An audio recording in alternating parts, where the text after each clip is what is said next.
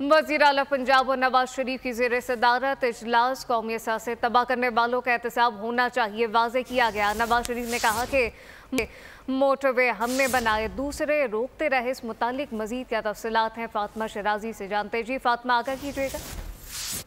जी बिल्कुल, वज़ीर आला पंजाब मरियम नवाज शरीफ और पाकिस्तान मुस्लिम लीग नवाज के सदर मोहम्मद नवाज शरीफ की ज़ेर सदारत पंजाब हाउस मरी में ख़ुसूसी इजलास हुआ है।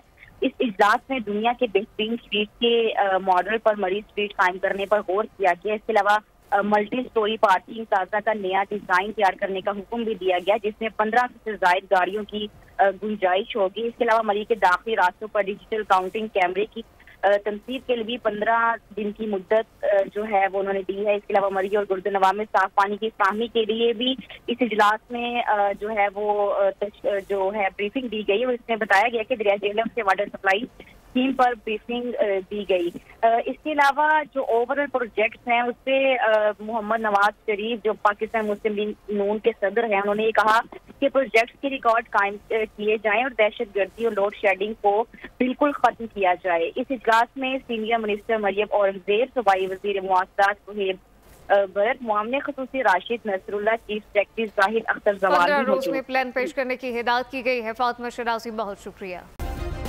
सब्सक्राइब करें और बेल दबाएं ताकि कोई खबर रह न जाए।